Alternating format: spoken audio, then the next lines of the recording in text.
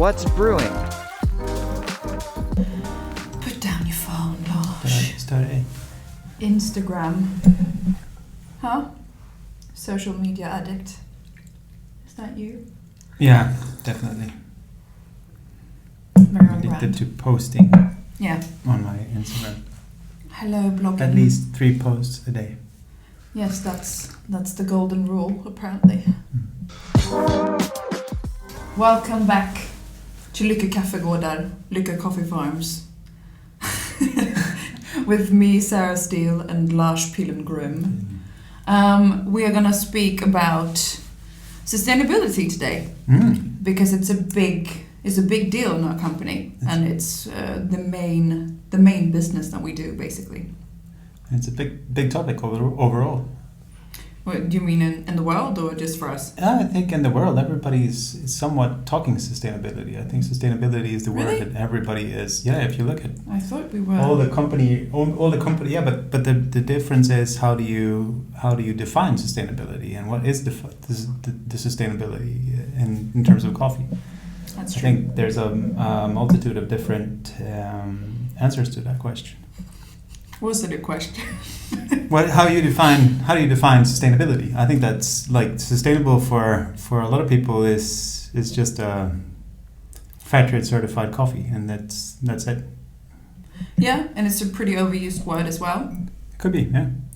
But speaking of certified coffees, I know that a lot of people who have encountered our brand and our work with sustainability ask the questions about certifications, which we don't have on our coffees. Why is that? The thing with certification, I think that primarily the thing with certification is that everything is a yes or no. Is there an either or situation? So you have a certifier that comes and do an audit with a producer, and they either grant them or they deny them the certificate to be certified.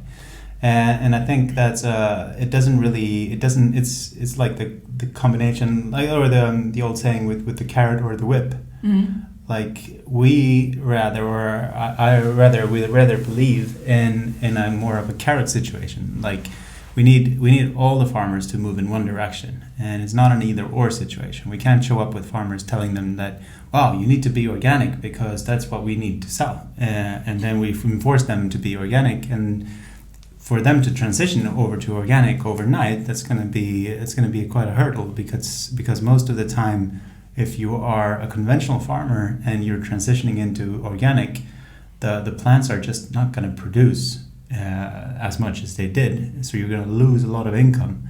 And so what basically happens is that you put the farmer at financial risk. And then another aspect of it is that organic coffee is not really valued amongst the clients as it should be.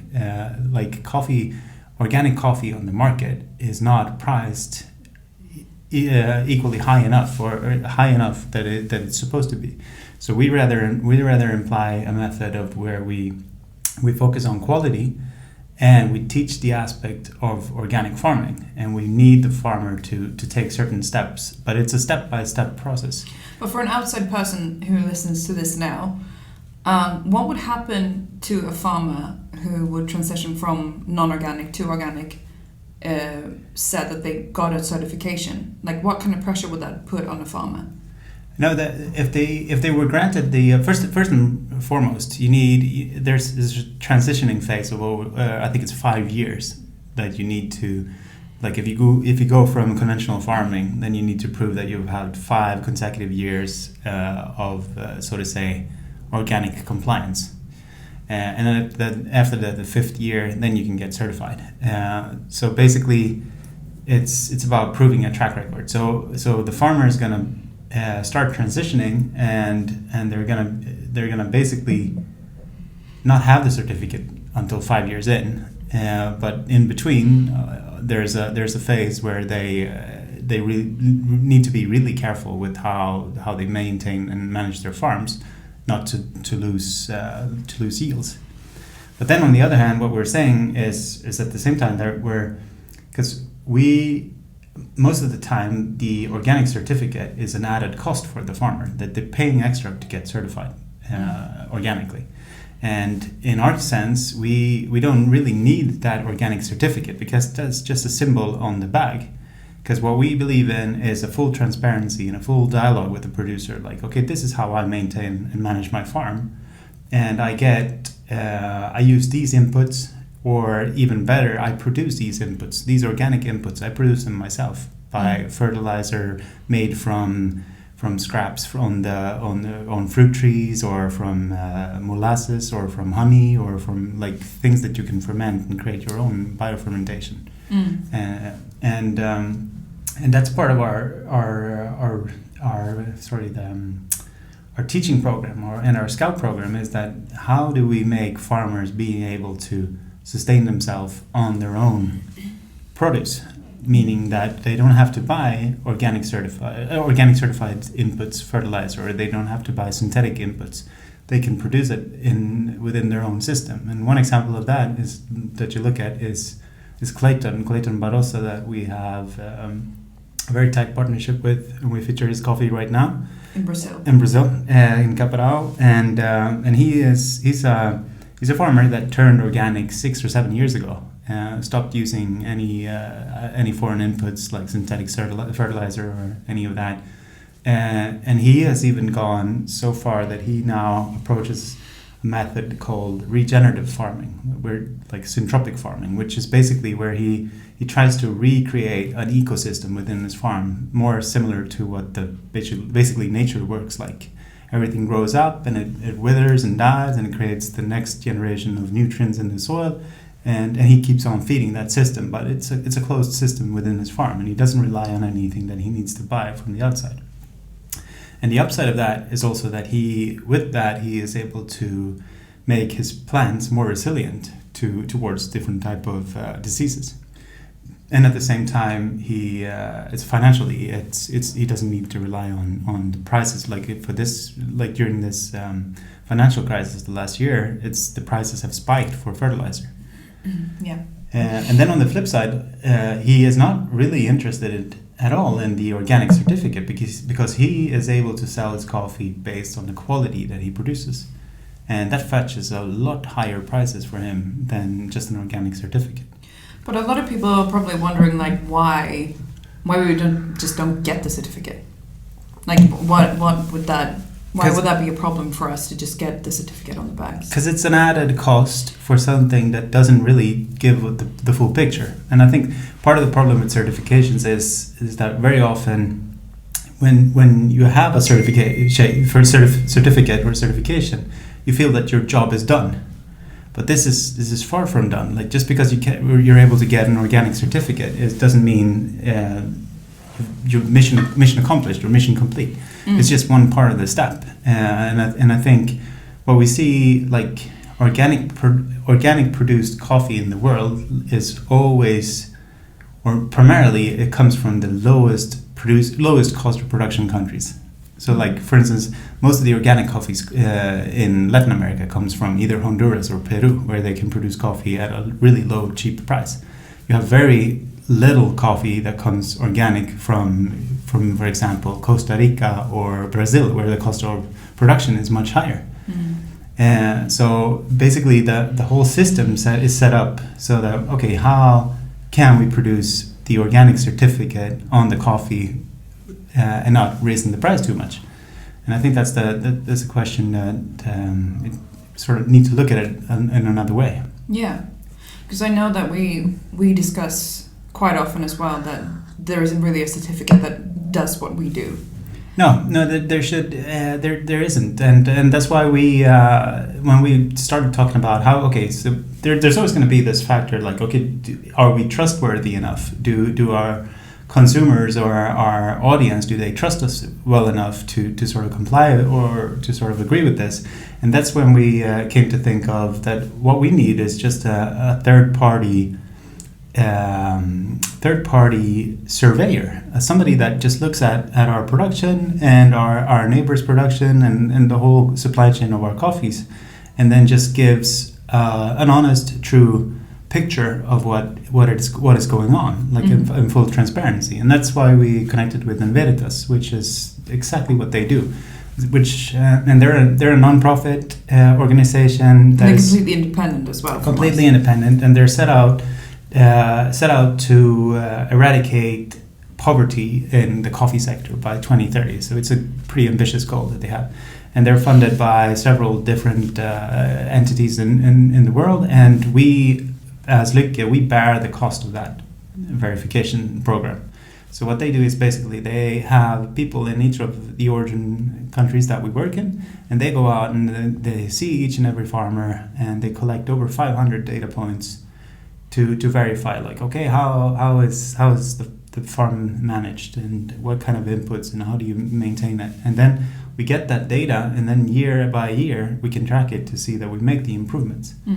And the goal, obviously, is that we want to be all of our farmers. We need them to get off synthetic inputs or pesticides or herbicides, because we need them to be in a more regenerative and more environmentally friendly coffee program. And that's just part of our DNA, because that's what we believe is the key to have coffee with us in 20, 30 years from now. Yeah, and all of this information that we collect, how transparent is that for everyone to see? So we tried, obviously there's 500 different data points from a farmer. It's not really relatable for a consumer. Like it's too much data, too much information.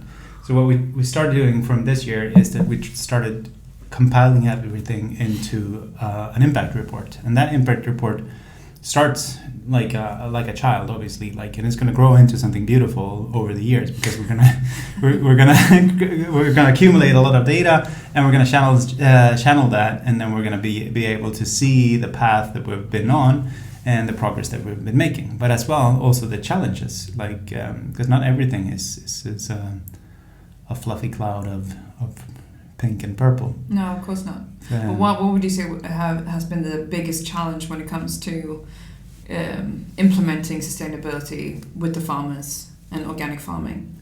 The biggest challenge, obviously, is first and foremost, you need to build trust with farmers. You need to make sure that they understand that why should I do this? Like, what's the benefit for me? Like, if you look at organic certification, it's just if that brings 20 cents extra on the pound per kilo, 20 cents extra on the pound dollar, that's not nearly enough to cover all the sort of changes that you need. Yeah, because that stamp basically it's more important for the producer like us, per se, to have that stamp, but for the farmer it's really not, is it? No, and most often it's they bear the cost of it, so they get to spend dollars and dollars on the certificate, and it really doesn't bump their price, so that doesn't really create the financial sustainability for them. So that's the primary aspect of the whole sustainability. We're living in a world where coffee is the second biggest commodity, and it's consumed globally, and consumption increases. So the stock market. The stock market is traded on the stock market, but then everything is basically dependent on a stock market trade that is not favorable for the producer. Because the producer is never in the front seat driving. The producer is just in the back seat, and the whole Western world and with the stock market is just dictating what the cost of coffee is going to be tomorrow and in the future. And so as long as we don't have a system where farmers can reliably make an income that's fair, then organic certification is not going to help, because they're not going to be able to survive on it, and then we're not going to have coffee tomorrow. So primarily we need to fix the financial situation and to be in the longevity of farmer, like that they can really rely and live off the coffee that they're growing. And then we take all these steps that we need to make and take towards organic farming, which is ideally a world where nobody buys any of the synthetic fertilizers. I mean, when I grow my vegetables, I do it because I'm committed to not using any synthetic fertilizers. But that's a progress with farming communities. Yeah, of course. But how about like the ecology aspects of it all? We built up our model farms, like we spoke about in the last episode, whatever you want to call it. Yeah. And we use that as kind of a place of experimentation where we can learn and we can implement and we can teach. Exactly. Yeah. And we can spread the knowledge. Yeah. So how does that work really? Like, so we have our little farm and then we collaborate with our farming neighbors. Yeah. And we try and teach them about ecology and sustainability. How does it work? It's a very complex system, and it varies differently depending on if you're in El Salvador or if you're in Brazil, because the farmers have different situations. The farms are either smaller or bigger, or the knowledge level is higher or lower. But generally, our role model farm. And the idea with it is that we're, like you say, we're able to experiment. We're able to try out things, and it's very important to know that most farmers of coffee, they rely on methods and knowledge that they've been taught basically by their parents, and it's been passed on. Like, so the level of education in coffee, or the level of know-how, is very often very low, and just by implementing a couple of different techniques, we can drastically improve the yields and the quality of the coffee, and we can also drastically improve how the farm is in terms of resilience against, for instance, diseases or so. So and when you have a better resilient plant in your farm, then obviously you're not going to be as dependent on pesticides. So it's all about building. Again, step by step, like small building blocks. But the thing with our own farm is that it's in the same area. It's next door to the farmers that we work with. So it's very easy for us to try something that they can apply. And we can show it. Only by trying ourselves, bearing the cost and the risk of trying ourselves, we can then share. And then they can see it. Like, okay, we increased the planting density, like we're planting 50% more trees on the same land, and we're implementing also shading like this, and it works. If we can show that to farmers, that's an evidence that they're willing to follow the same path. And how does it work? Because we do buy obviously a lot of coffee from our neighboring farmers, even more so than from ourselves. Oh yeah, which is the important part. Exactly, the collaboration and building up the trust and that relationship. But do we set some standards, like before we buy coffee from them? Does the plantation have to be organic before we actually buy from them, or how does it work? No, it doesn't necessarily need to be. I mean, it's all about the mindset. Finding producers that understands the message and understands because most farmers today they live with the effects of climate change. So they're already like we can sit here and think that the farmers don't know about climate change or like, but they feel it every day because they live with it, and it either ruins their harvest one year or it's beneficial for the harvest next year, but it's anything from reliant. So just finding people that share that knowledge and share that perspective, then we can implement all these techniques and all these changes. But then obviously we're not going to work with farmers that do child labor or do there's a ton of criteria that we're not going to comply with and work with, and but that's also something that sort of we filter out very very very quickly. Could you call it like a liquor certified farm? I wouldn't say liquor certified, but it's definitely a verified farm. Verified, okay. Verified farm. No, but and it touches back to I don't see the need. I mean, you can. In the future, I would love to see that Lykke could symbolize all of that, but not as a certification, because a certification is again an either or, and it's a very like defining thing. Yeah. And I think that the world is really not as definable as, of course, and sustainability. But more so that we do our checkups basically before we enter partnership and things like that. And the beauty with the scorecards that we get from Inveritas and the work that they do for us is that we get each and every farm visits. We can look at like all the different aspects on these 500 different data points. We can look at what's the challenge for this farmer, or what is this farmer doing good, and is this farmer doing this even better than the regional data. So Inveritas doesn't only visit our own farm, they visit our neighboring farms. Oh yeah, for sure. And that's the important part, because that will always represent the majority of volume, because again, we're not looking to be like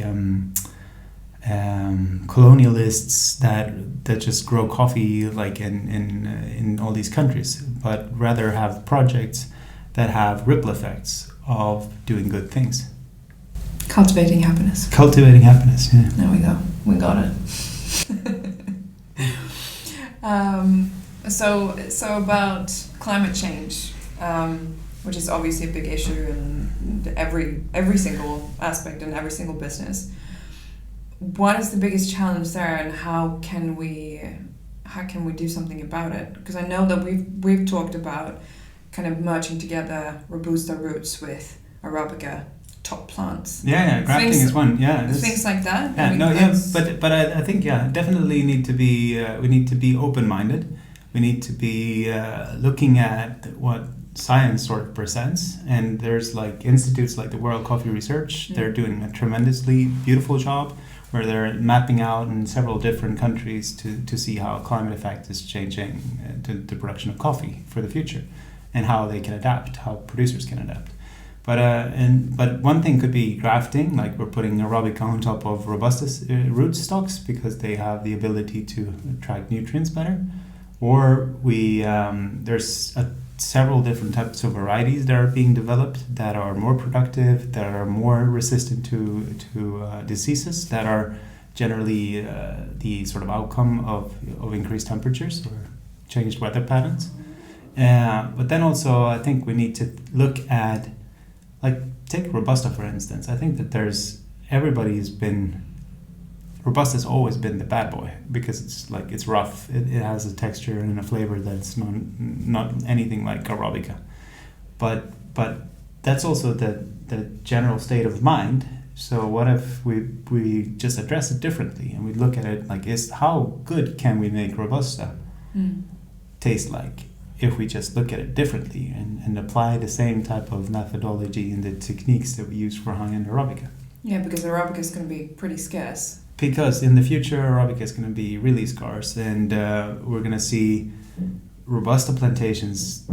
Because Robusta, like the name says, it's more resilient and it can withstand a lot more of the climate change than the Arabica plant can. How would it affect the flavor though if you would do grafting like that? Would it? The grafting on top of it doesn't affect the flavor from what most research says. So it's one thing. You can keep the part on top of the soil. That will be the flavor giving part, so to say. But then the nutrients would it will just be a way to attract more to get more nutrients in up to the stem and up to the plant. Like a prosthetic leg. Yeah, like a prosthetic leg. Kind of. No, but and then obviously I think in terms also of climate change, I mean. Coffee needs to be valued more. It needs to be. It can't be like just that daily beverage that you just drink without giving it any thought. Yeah. It needs to be. So we need to get people to understand that okay, you can drink a third of the coffee that you're drinking, but spend the same money. Yeah. Make sure that you're buying coffee that is from better sources and that are actually making good impact and changing things for the future. And so that's one aspect. And then climate change, I think also obviously the big one for farmers is biodiversity. Just make sure that we help farmers plant more trees, plant a bigger variety of trees, variants of trees, because that's really what's going to keep the soil moist, and it's really what's going to keep the flora and the fauna rich. Yeah. Yeah, but I think it comes down to the overconsumption, doesn't it? I mean, it's always in correlation with shit happening, literally. It is. So it's a really good tip to actually value the cup that you're drinking every day, and actually being okay with paying a bit, like I'm doing citation now because a bit more is still less than it should be. It should be, yeah. To be honest. Yeah. So to wrap things up then, like what would be your tip on being a more responsible coffee consumer? Be critical. Ask the questions, and try to get to know what you're drinking and where it's from and how it's been produced. And from our point of view, we have everything to share and eager to share it. And it's a long journey ahead, but I'm super confident we're on the right path. So that's a very good tip. Very good tip.